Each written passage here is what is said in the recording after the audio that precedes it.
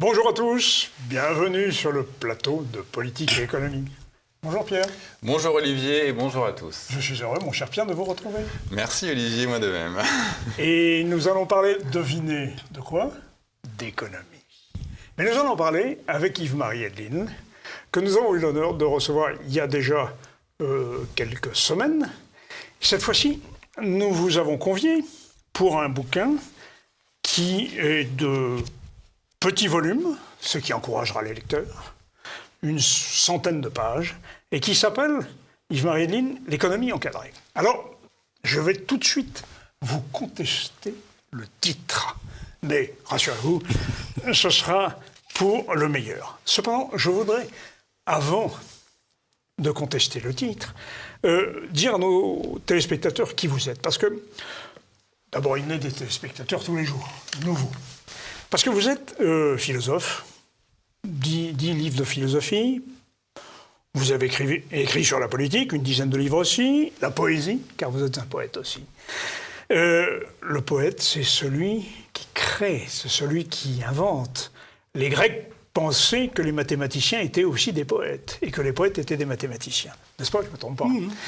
Du théâtre, de l'histoire, des romans, et même un livre de théologie. Et pourtant, dans la liste, pas un livre d'économie. Le premier, le voici. Alors c'est intéressant, parce qu'on va demander à quelqu'un qui n'est pas économiste, qui n'est pas rompu au langage de l'économie, qui rentre dans la complexité du discours économique, de tenir un langage de clarté.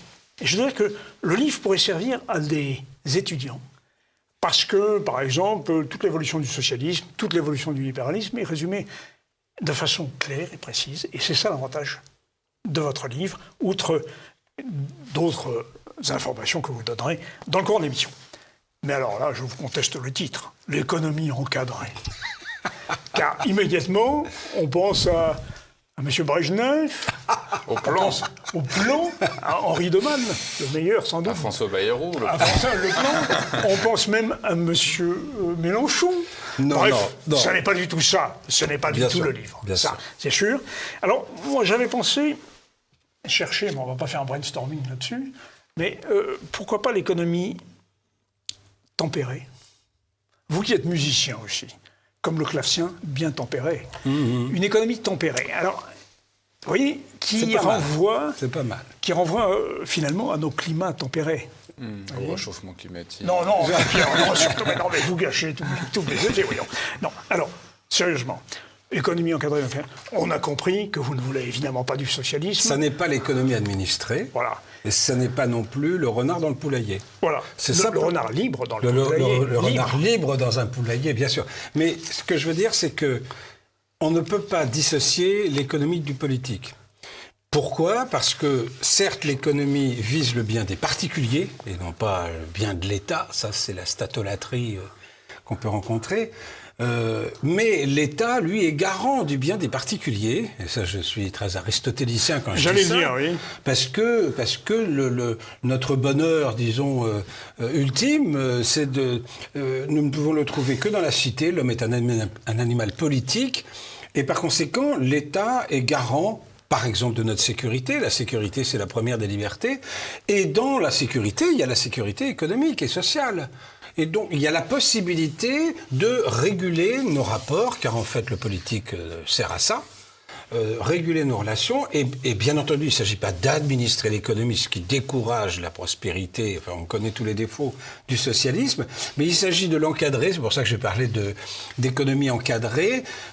L'économie doit se passer à l'intérieur de la cité. Et cette cité, eh bien, elle est quand même gérée par un État, de façon à ce que l'État puisse pallier les insuffisances ou éventuellement retenir, pour une raison très simple. Et c'est là où vous allez comprendre mon titre.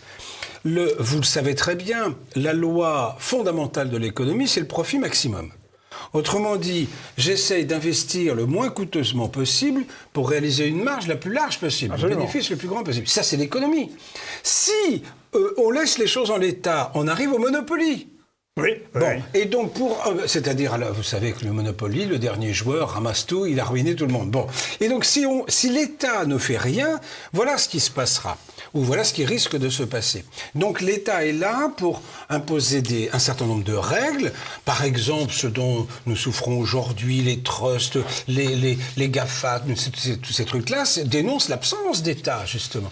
Et donc, quand je parle d'économie encadrée, c'est ça, c'est qu'il faut que l'État donne des cadres. Ça ne veut évidemment pas dire que l'État doive administrer l'économie. J'ajoute, j'ai l'impression de tenir un discours politique quand je dis j'ajoute. Oui, j'ajoute, vous êtes à une tribune, là. Voilà, j'ajoute que il y a des secteurs qui sont des secteurs stratégiques. Voilà. Alors, lesquels, par exemple? Eh bien, Transport, le transport, la défense, l'énergie.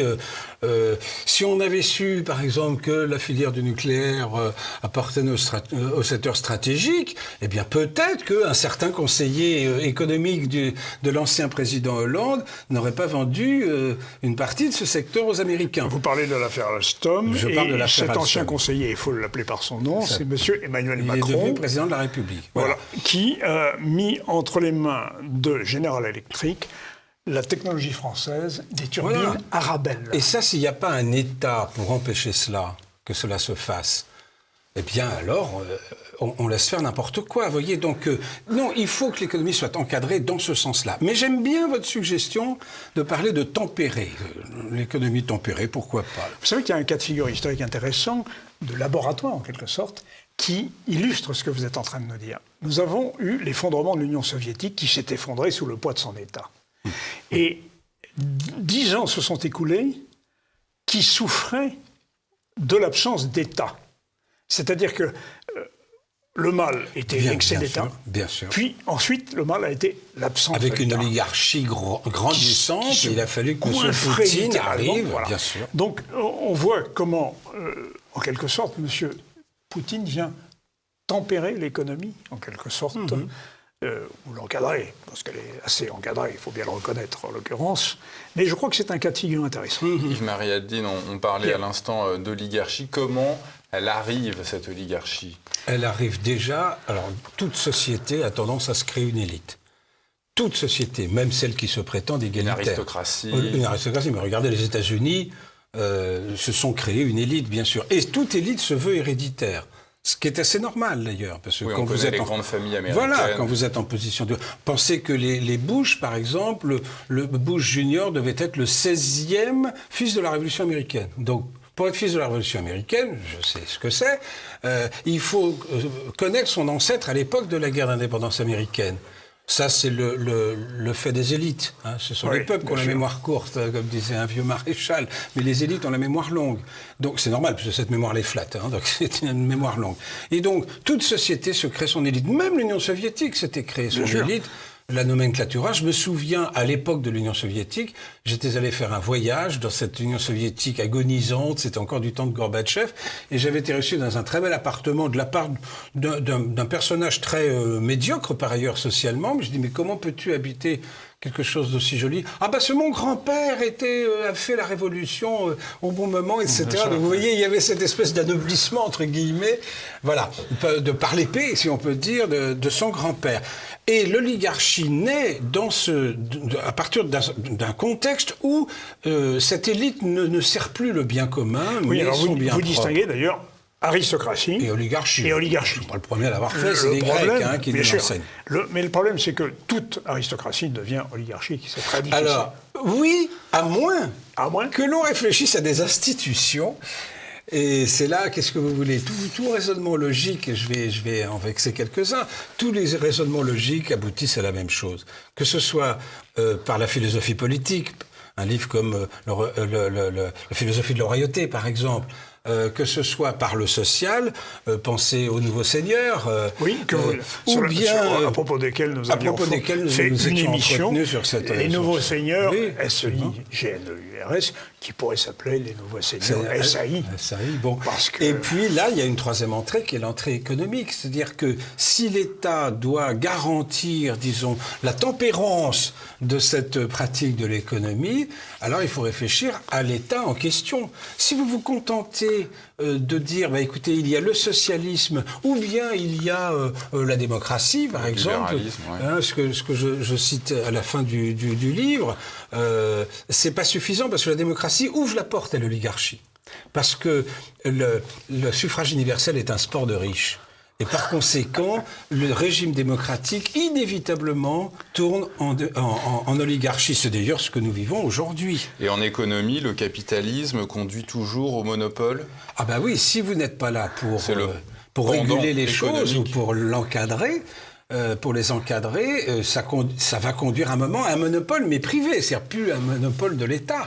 Et donc, c'est en ce sens qu'on dit, quelquefois, que le capitalisme est la chaussette... Le capitalisme pur, non encadré, la chaussette renversée du socialisme, évidemment, c'est la même logique. Mais vous montrez aussi que jamais, à notre époque, le capitalisme n'a atteint une dimension telle qu'il dépasse la puissance des États. Alors ça, c'est tout à fait nouveau. Ça. Oui, mais c'est avec la mondialisation et surtout avec la modernisation des moyens de production, etc. Et surtout l'hyper-spécialisation de certains pays par rapport à d'autres. Pensez au phénomène des délocalisations, où on a laissé à certains pays le soin de faire nos chaussures, en échange de quoi ces pays-là nous achètent des TGV, par exemple, ou des logiciels, enfin, peu importe. Et par conséquent, on est dans un monde aujourd'hui où la population...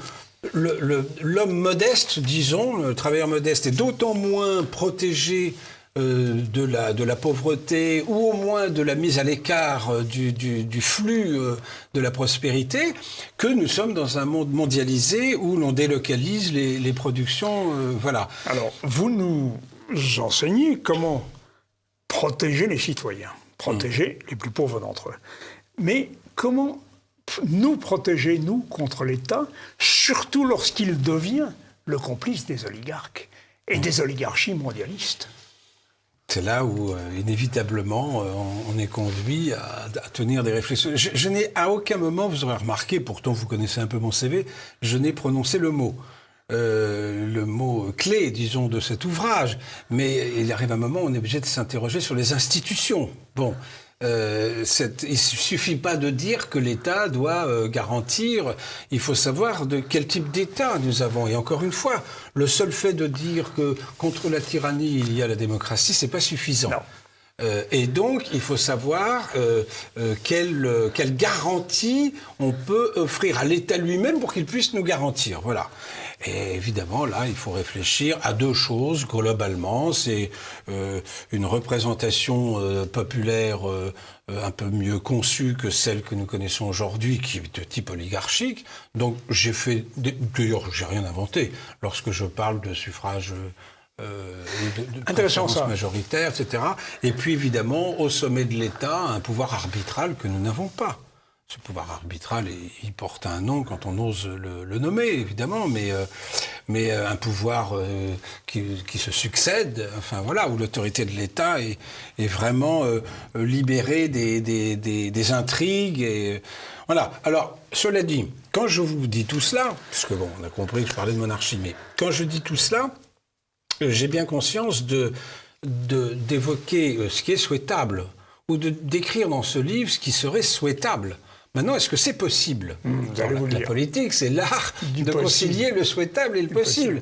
Alors ça, je n'en sais rien. Ouais, bon, je comprends bien les difficultés. Quand je parle, par exemple, des banques, et je dis qu'il faudrait que l'État redevienne maître de la création monétaire, il faudrait séparer les banques des dépôts, des banques d'investissement, etc. Oui. Tout ça, c'est souhaitable. Bon, maintenant, alors, c'est peut-être moins difficile à faire qu'une restauration. Il y a une condition. La condition...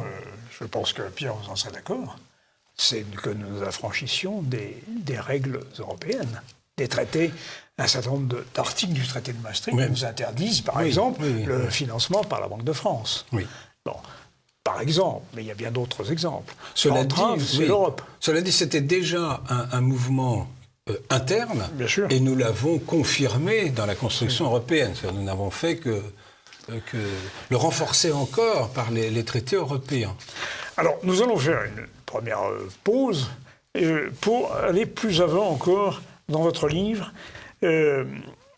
parce qu'il y a quand même une critique de la mondialisation, du libéralisme, du profit, et de ses effets sociaux ravageurs, destructeurs, les délocalisations par exemple, mérite qu'on y revienne. Et le modèle américain qui a inspiré tout cela aussi, sur lequel vous avez des développements intéressants.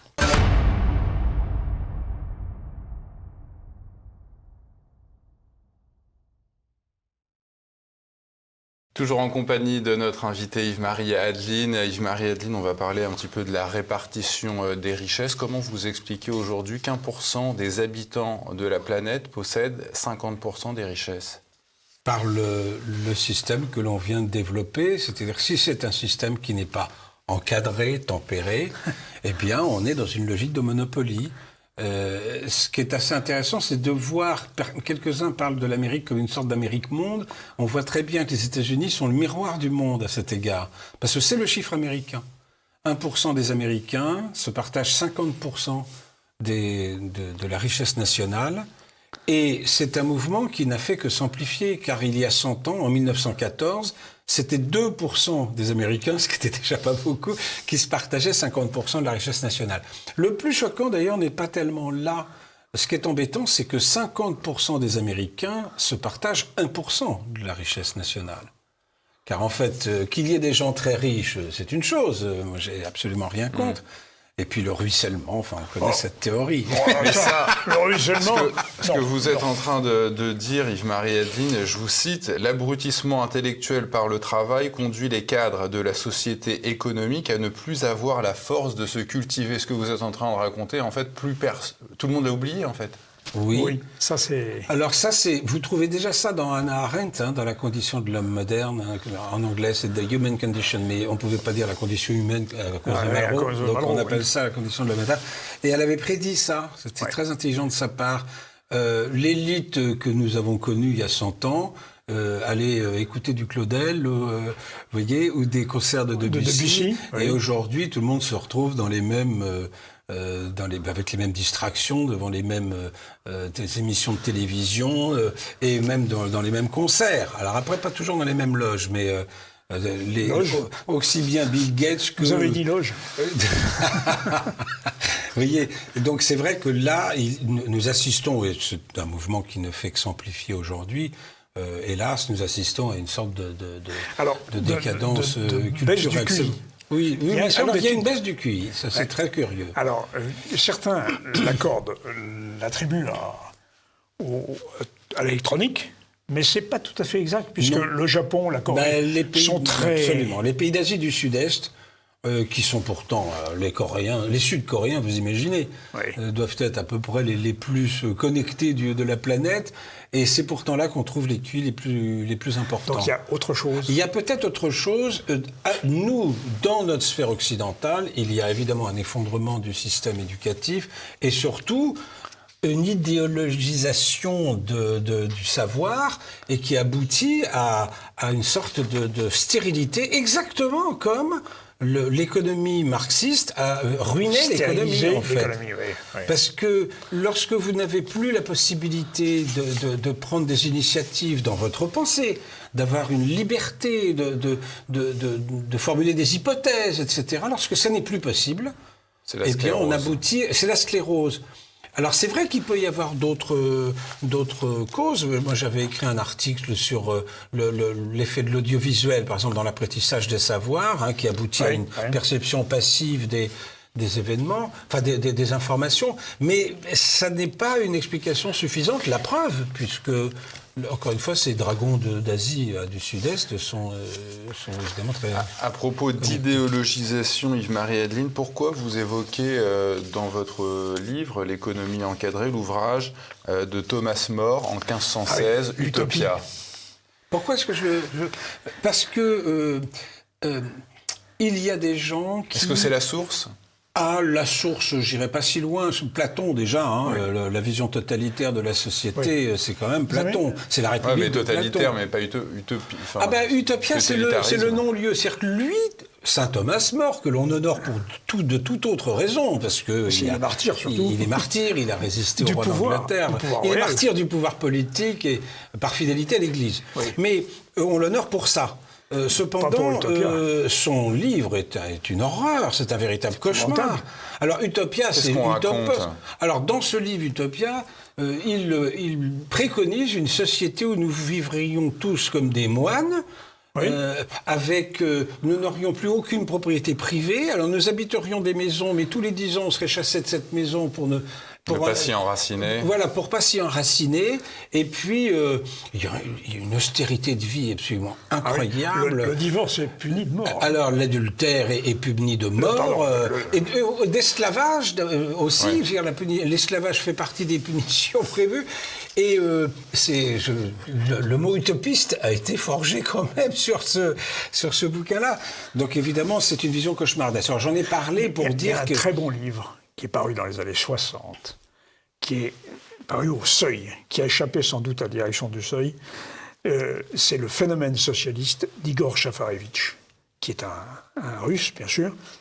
Il recense toutes les utopias au cours de l'histoire. Et vous en avez énormément. Ouais. Et tout se passe comme si c'était une espèce de pulsion récurrente dans l'histoire de l'humanité. Oui. En fait, la liberté fait peur.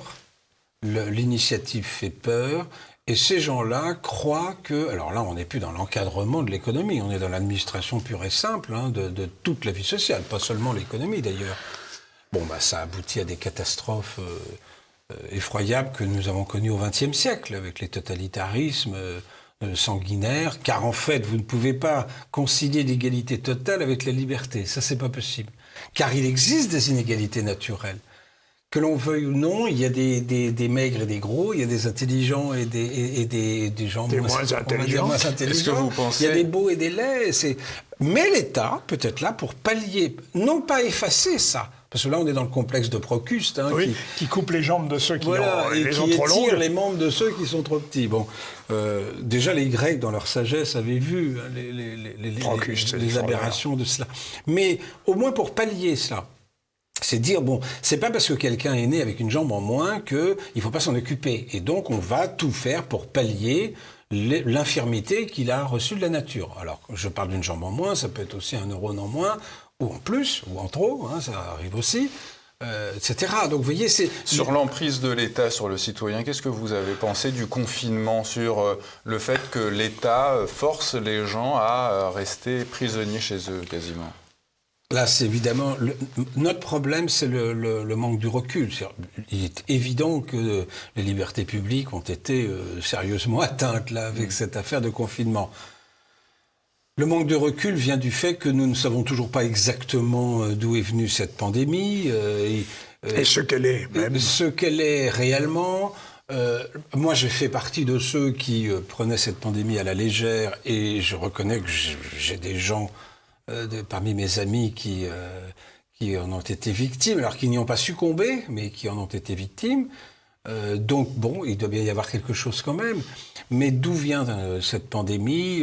Alors, vouloir ne serait-ce que s'interroger, maintenant il y a une nouvelle formule. Avant on disait fasciste, maintenant on dit complotiste. Voilà, c'est une nouvelle formule, c'est la formule magique, c'est le abracadabra de la pensée contemporaine. Voilà. On m'élimine en disant, voilà, tu es complotiste, etc. Oui, mais dans le côté, je veux dire, je ne me prononce pas. Il y a une idéologie covidiste, en quelque sorte. Oui, en quelque sorte, ça ne peut pas être une idéologie covidiste. Mais je me prononce pas. La crise qui s'en est suivie, la crise économique dans laquelle on est, vous dites, la crise actuelle aurait éclaté de toute façon parce que trop d'argent a été créé. Mais de l'argent, il continue à en être créé par la BCE à tour de bras. Plus que jamais. Simplement, on repousse la crise à plus tard, sauf si toute cette montagne de dettes s'efface. Alors, dans l'histoire, mais je parle sous le contrôle d'un économiste, dans l'histoire, les dettes s'effaçaient avec la guerre. Or, la guerre n'est plus possible à cause de l'arme nucléaire. Donc, Emmanuel Macron nous disait qu'on est en guerre. Oui, Oui, bon, mais ça, c'est- justement, ça, guerre c'est- économique. Oui, on est en guerre économique. Mais je pense que vous voulez faire allusion à la guerre contre le virus. C'était ça, Oui. non, la guerre contre le virus. Mais non, mais ça, ce sont des effets d'estrade. Mais c'est vrai que cette montagne de dette que dénonçait déjà Maurice Allais, Bien sûr.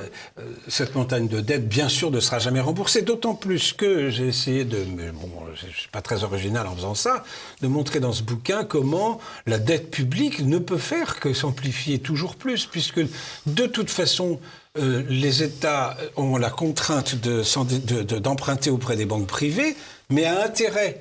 Or, un État qui... Maintenant, on est plutôt en taux nul, voire négatif en ce moment. On est en train d'en sortir peu à peu. Ça commence. On est en train d'en sortir des taux négatifs. Mais ça veut quand même dire que même une politique d'austérité ne réduirait pas la dette publique. Et vous dites au contraire que ça va gonfler la dette publique, la politique d'austérité. Parce qu'elle reposerait sur l'emprunt, au lieu de... Posé sur l'épargne. Oui, c'est ça, au lieu... Voilà. Ouais. Mais alors, c'est là qu'on revient à nos riches et à nos pauvres. C'est qu'on s'aperçoit, donc, comme vous l'avez dit, 1% aux États-Unis possède 50%. Mais ce qui les a considérablement aidés, et vous le dites, c'est évidemment la financiarisation de l'économie. C'est-à-dire l'éloignement de l'autonomisation de la sphère financière par rapport à la sphère réelle. Ouais.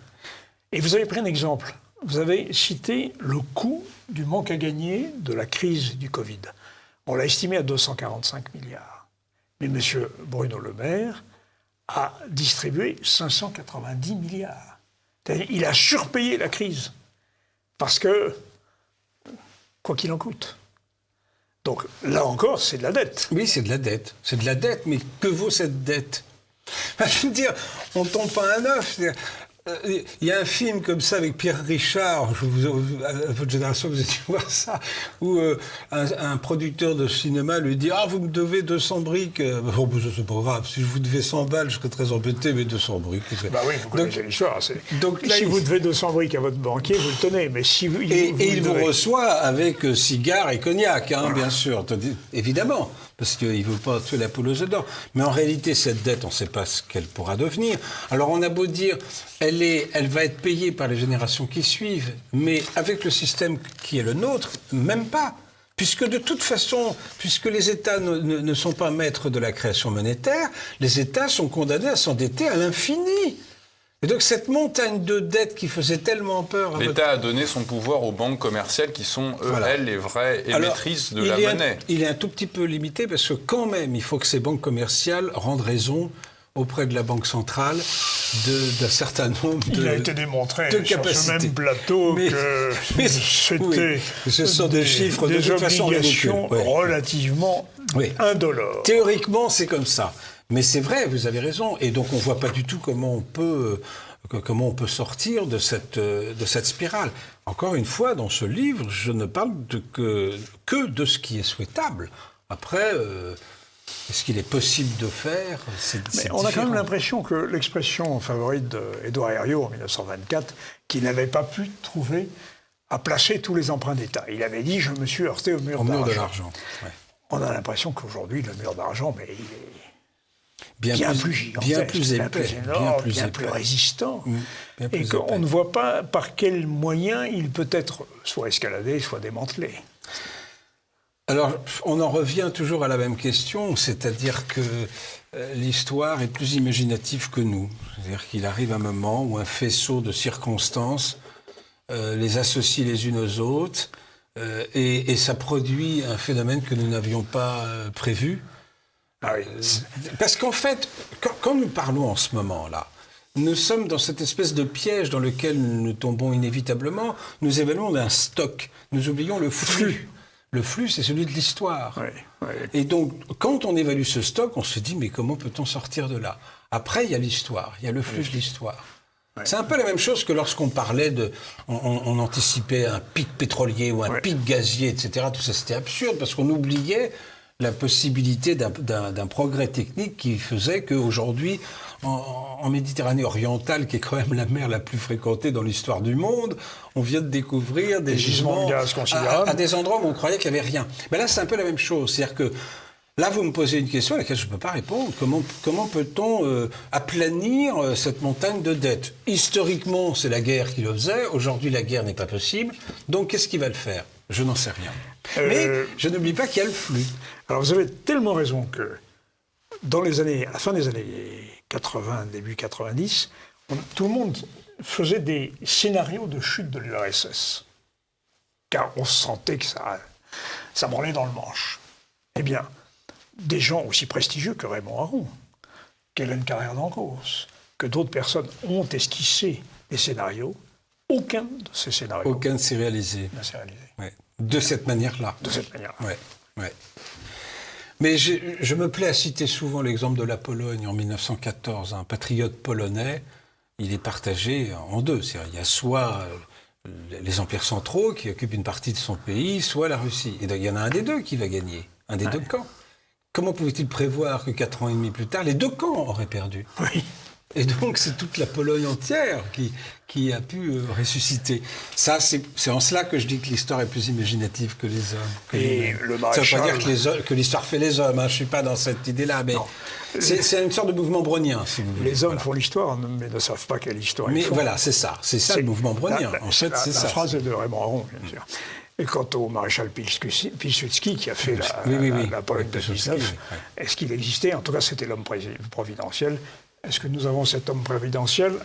C'est une autre question. Mais souvenez-vous, alors vous avez parlé tout à l'heure de la Russie, ce sont bien des oligarques qui sont allés chercher à Biarritz Vladimir Poutine, qui était dans un hôtel plutôt modeste, en train de passer des vacances, en lui disant « Viens prendre le pouvoir, succéder à M. Helsinki », et personne ne s'attendait, surtout pas les oligarques aux questions, ne s'attendait à la suite des événements. Et finalement, à Biarritz, ils sont allés chercher... Il était en vacances à Biarritz. Il était en vacances à Biarritz, oui, pour l'anecdote. Bon, il n'était pas exilé, il était en vacances à Biarritz, et on pensait pouvoir manipuler ce modeste colonel du KGB ou ex-colonel du KGB, et ça s'est retourné contre eux. Donc vous voyez, là aussi, l'homme providentiel, on ne sait jamais. Les hommes font l'histoire, mais ne savent pas quelle histoire ils font. Voilà, ne savent pas quelle histoire ils font. Alors nous allons faire une troisième partie sur les moyens d'une économie saine, sur les propositions qu'on peut faire dans ce domaine.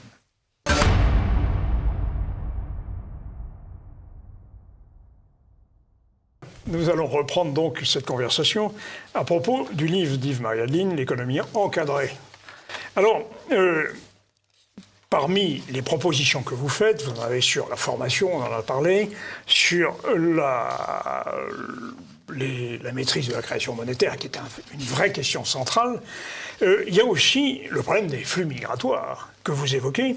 Or, les flux migratoires ne sont pas seulement, du point de vue civilisationnel, un problème, mais ils le sont du point de vue économique. Et c'est ça qu'il faut aussi souligner à nos fameux économistes. Ils le sont surtout d'un point de vue social. Oui, alors bien sûr. Et le plus extraordinaire, c'est que Marx en a parlé. Oui. Donc c'est quand même étonnant. Marx parlait de l'armée de réserve du capital. L'armée industrielle de réserve. Oui, c'est ça, l'armée de réserve. C'est-à-dire que pour lui, surtout à l'époque à laquelle il parlait, où on était en pleine croissance démographique, alors nous c'était différent, on faisait venir des Italiens, mais les pays comme l'Angleterre, l'Allemagne étaient en pleine explosion démographique. Marx disait le capital aura toujours la disponibilité d'une sorte d'armée de réserve du capital que je peux exploiter et grâce à laquelle je peux maintenir les salaires au plus bas possible. C'était qui à l'époque de Marx? Il pensait à qui l'armée de réserve? Eh bien, c'était le prolétariat. Le prolétariat. L'exode rural. Oui, c'est ça. Oui. Nous étions en pleine explosion démographique. Un pays comme l'Allemagne pensait en 1800. Déjà, on est déjà dans les dernières années de Marx, mais en 1870, quand il y a la guerre franco-prussienne, allemande en réalité, il y a autant d'habitants en France qu'en Allemagne, il y a 35 millions et 35, et en 1914, il y a 39 en France et il y en a 67 en Allemagne. Vous voyez, c'était ce volume-là, cette ampleur-là. Alors là, on est arrivé par le phénomène de l'immigration à la même chose. C'est-à-dire qu'après mai 68, la droite qui est responsable de cette invasion migratoire, la droite, avec Chirac, le patronat, etc., donc Giscard d'Estaing, président de la République, regroupement familial. fait le regroupement familial et on a recours à une main-d'œuvre abondante, à bon marché, d'ouvriers non qualifiés. Le problème aujourd'hui, c'est que les ouvriers non qualifiés n'ont plus leur place dans une économie comme la nôtre, désormais, qui repose sur de la production de produits à haute valeur ajoutée, pour lesquels, la fabrication desquels, quelqu'un qui n'a pas de formation, d'où l'importance de la formation, quelqu'un qui n'a pas de formation ne sert que de prolétaire, prolès en latin, c'est celui qui prolifère, qui fait des enfants. Il n'est fait que pour ça. Il fait des consommateurs. Pour consommer avec l'argent que l'État lui donne. Voilà, c'est un consommateur. Donc, alors, si c'est avec l'argent que l'État lui donne, bon, ça tourne en fait au keynesianisme, c'est-à-dire que c'est une sorte on aide à la consommation et ça fait, c'est une sorte de relance permanente de l'économie. Oui, quoi. Sauf que ce ne sont pas eux qui payent les impôts, qui financent. Ce sont les classes moyennes qui payent, car les classes privilégiées ont déjà fait sécession et vont partir en Belgique, Luxembourg. 300, voilà, ou au Luxembourg. Donc un peu plus de 6 mois, c'est 6 mois plus un jour suffisent à ne plus payer vos impôts. Et donc ça, c'est un phénomène auquel on assiste. Et le monde contemporain est d'autant plus compliqué, enfin les aides, parce que autrefois on aurait pu dire bon bah si tu ne verses pas tes impôts, j'irai te pendre, les aristocrates à la lanterne, j'irai saisir tes biens, etc. Aujourd'hui vous pouvez rien faire. Votre compte en banque vous pouvez l'envoyer à Singapour en 1 seconde par écriture électronique, enfin par la monnaie qui est en fait une monnaie scripturelle, parce que c'est uniquement une monnaie de voilà. Et par conséquent c'est très difficile de lutter contre cette oligarchie. D'autant que c'est cette oligarchie qui fabrique les gouvernants. Pourquoi vous critiquez l'impôt sur le revenu créé en juillet 1914 en France ? Alors chez nous, là c'est une question que j'ai posée dans le livre, c'est que est-ce que vraiment l'impôt sur le revenu produit l'effet escompté? Nous n'avons fait ça que pour préparer la guerre. La guerre, oui, c'était que ça. Alors que les Allemands, par exemple, qui avaient des préoccupations sociales beaucoup plus avancées que les nôtres... à l'initiative de Bismarck. À l'initiative de Bismarck, absolument. Eux avaient cet impôt-là. Aujourd'hui, certains économistes pensent que c'est un impôt qui n'est pas utile, qui est en fait dissuasif. Alors après... Comme vous le savez, l'économie n'est pas une science exacte, du moins quand on s'intéresse au mécanisme de la mécanique de l'économie. Vous pouvez décrocher un prix Nobel, mais ça ne veut pas forcément dire que votre science deviendra exacte. Certains doutent du fait que, en allégeant la fiscalité, on encourage nécessairement la consommation. C'est pas vrai, vous pouvez encourager l'épargne, c'est ce qui se passe en ce moment d'ailleurs. Oui. Bon, donc, mais pour répondre à votre question, c'est le problème de l'immigration, c'est ça, c'est que c'est quand même étonnant de voir que des gens qui se réclament du marxisme n'ont pas lu Marx probablement et ont oublié cette idée d'armée de réserve du capital qui aura permis au patronat de ne plus avoir à subir un mai 68. Parce que qu'est-ce qui s'est passé en mai 68 ? Les syndicats ont fait remarquer légitimement au patronat que les cadres avaient vu leur salaire augmenter considérablement, beaucoup plus en proportion que le salaire des ouvriers. Pour ne plus avoir à subir ça, on a fait venir Momo de son bled et on a dit bah toi tu vas travailler à bon compte. C'est comme ça que... Ouais, mais est-ce que les Gilets jaunes, c'est pas un petit peu la perpétuation de cette critique-là ? Les Gilets jaunes, ce sont les classes moyennes qui se révoltent. Ce sont des gens qui travaillent, ce ne sont pas des gens qui sont à la rue. Petits patrons, et c'est d'ailleurs pour ça qu'ils se sont... C'est pour ça enfin, une des raisons pour lesquelles ils se sont épuisés, c'est qu'il fallait que tous les samedis, ils se payent un voyage qui était pour eux hors de prix pour aller sur les Champs-Élysées, qui était le seul endroit qu'ils connaissaient dans Paris. Jamais les Champs-Élysées n'avaient vu ça dans leur histoire. Moi, je connais pas Paris, je viens du Cantal ou je sais pas quoi, donc on se retrouve tous... Et les grandes révoltes populaires du 19e siècle, c'était le faubourg Saint-Antoine. C'était c'était là où ils travaillaient d'ailleurs. Là où ils travaillaient. Tout cela, c'est pas la même chose. Ce sont pas des gens de Paris, ce sont même pas des gens de la ceinture. Ce sont vraiment des gens de la France périphérique, pour reprendre l'expression de Guilluy, et qui se sont retrouvés là. Après, il y a la manipulation du pouvoir qui a fait que...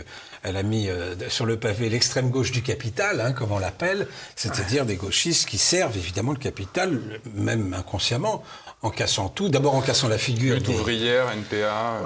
Oui, et puis puis les Black Blocs qui ont fait peur à tout le monde. Et qui sont des idiots utiles du capitalisme. Voilà, qui ont toujours été les idiots utiles du capitalisme. Mais en l'occurrence, c'est d'autant plus d'actualité, Yves-Marie Adeline, ce que vous dites, c'est que cette semaine dans le Figaro, nous avons eu une tribune d'un certain nombre de grands chefs d'entreprise, 10 chefs d'entreprise ont déclaré qu'il fallait que l'immigration continue. Mais oui. Parce qu'ils ont besoin de cette main-d'œuvre. Mais évidemment.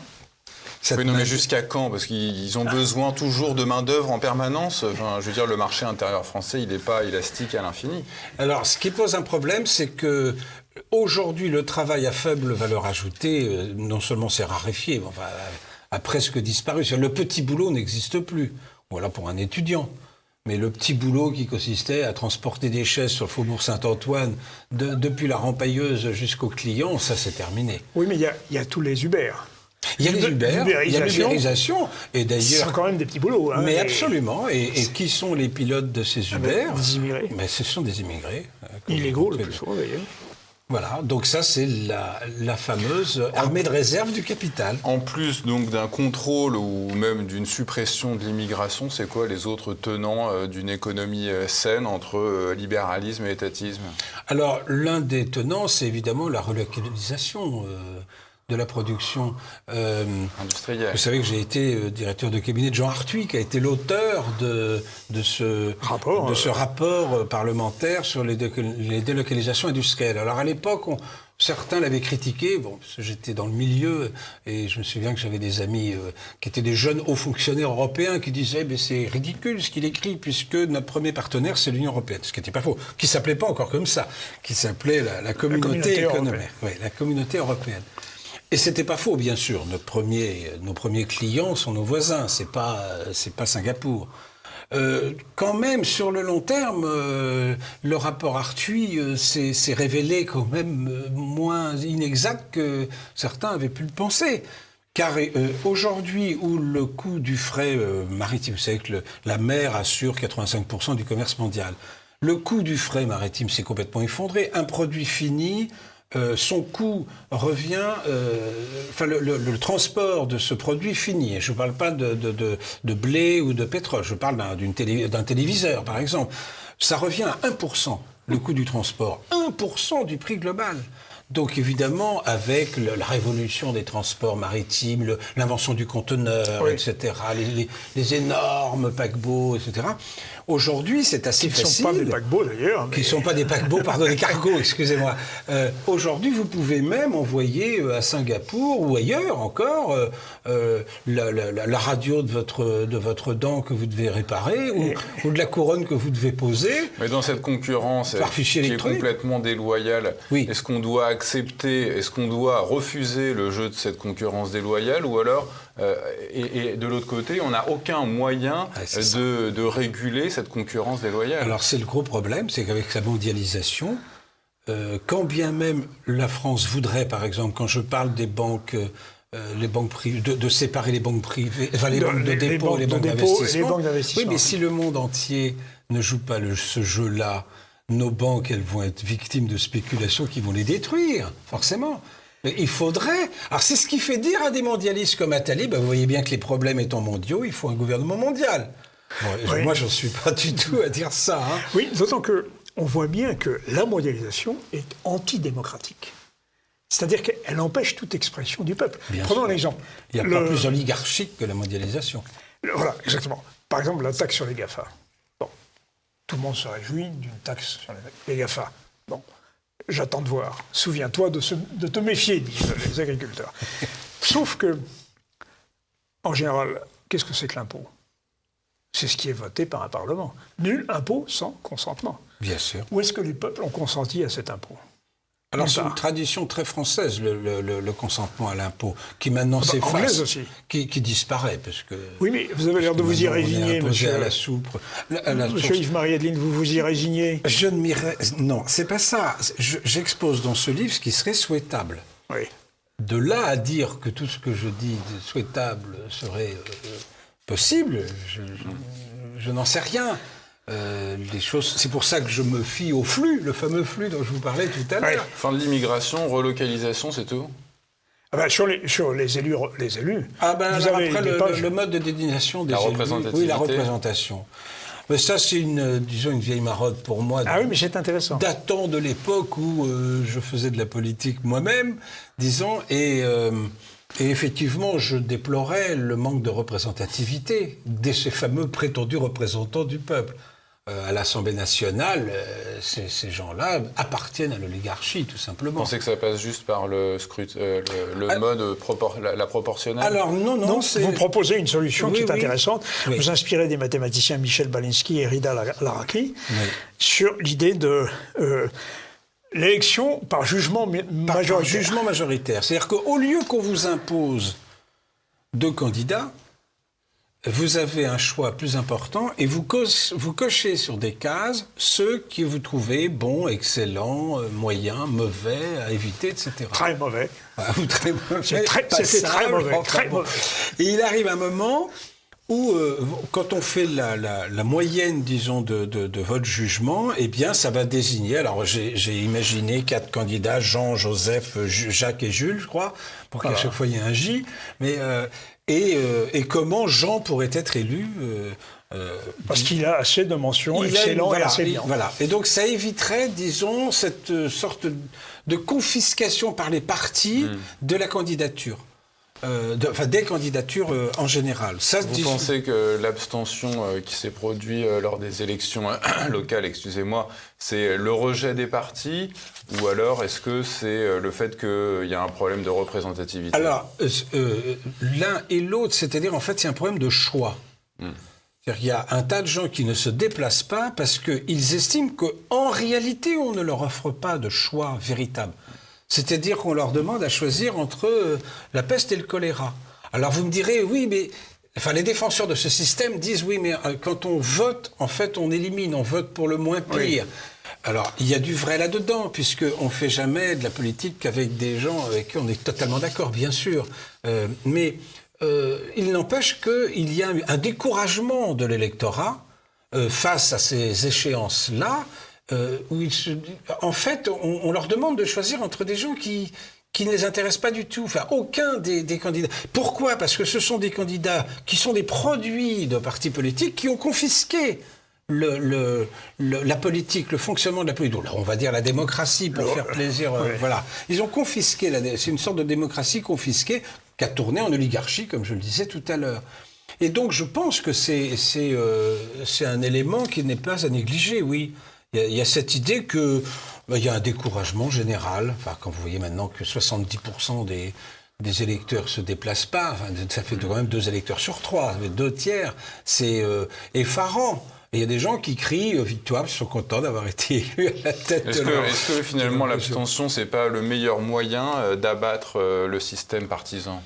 Non, c'est comme les Gilets jaunes. Enfin, je veux dire, tant que le pouvoir est là avec la force publique... L'abstention n'est même pas reconnue en France, de toute façon. Enfin, elle n'est pas comptée, on la comptabilise pas, et on n'a pas dit, voilà, il faudrait que pour qu'un vote soit valable, qu'il y ait eu tant de suffrages exprimés. C'est pas le cas en France, donc alors, non, je crois pas. Je vais vous poser une ultime question, ce sera la conclusion. Dans votre précédente émission, vous aviez évoqué le référendum d'initiative citoyenne avec passablement d'esprit critique. Il semblerait que vous n'y croyiez pas beaucoup. Or, ça pourrait constituer une mesure justement de correction à ce système de représentation qui ne nous satisfait pas. Et beaucoup de nos téléspectateurs avaient protesté contre votre critique. Et certains venaient même de Suisse. Mais la Suisse, c'est une confédération, voilà. D'abord. C'est un pays... qui fait 8 millions d'habitants. Et puis, c'est un pays qui a une très longue tradition politique qui n'est pas du tout la même que la nôtre. Donc, je ne vois pas comment on peut calquer artificiellement, disons, leur système au système français. Mais c'est vrai que c'est un système qui séduit beaucoup de monde, le système suisse.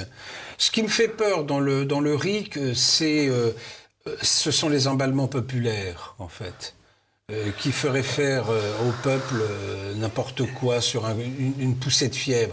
c'est quand même pas pour rien qu'on choisit des représentants du peuple. Voilà. Oui, mais l'emballement Sauf que ces populaire... représentants ne sont pas légitimes aujourd'hui, je suis bien d'accord. L'emballement populaire, s'il n'y a pas le référendum d'initiative citoyenne, il peut se tourner contre des représentants qui ne représentent rien, Oui. et là, nous sommes dans la violence. Oui, nous sommes dans la violence, oui, bien sûr. Mais c'est pas parce que il faut éviter cela que, à mon avis, c'est une très mauvaise idée. Le RIC, c'est une mauvaise idée. Ah, vous persistez. Oui, je crois plus en la représentation. Je crois plus en la représentation. Alors, elle-même encadrée. Enfin, tempérée. Mieux organisée, disons. Organisée peut-être à la manière dont je parle, c'est-à-dire, par exemple, le jugement majoritaire, etc., qui me semble produire une... Et puis, choisir des collèges électoraux différents. Hein, oui. Alors, intégrer des représentants des familles, oui, des par écoles, exemple, oui. Oui, bien sûr. Et non pas simplement les classes dominantes d'aujourd'hui. Et non pas simplement les grands électeurs. Ou à élargir le collège des grands électeurs. Oui, voilà, c'est ça. Ouais. En 1958, le collège des grands électeurs, qui a élu le général de Gaulle, au suffrage de grands électeurs, comprenait des associations de parents d'élèves, des syndicats, des... Vous imaginez ? On en est loin de tout ça aujourd'hui. Voilà. Mais c'est de Gaulle qui a changé les choses en 1962. Voilà. Et ça, je ne l'approuve pas. Je ne l'approuve pas. Eh bien, merci Yves-Marie Edeline, merci pour votre économie encadrée. Eh bien, c'est en effet ni administré, ni encadré, ni ultralibéral, comme on dit. Le mot est... Ni totalement libre, ni administré, mais encadré. Voilà. Ni tout État, ni tout marché. Voilà, c'est ça. Voilà. Ni tout État, ni tout marché. Tout à fait. Merci, monsieur. Merci. Merci. Chers téléspectateurs, à très bientôt.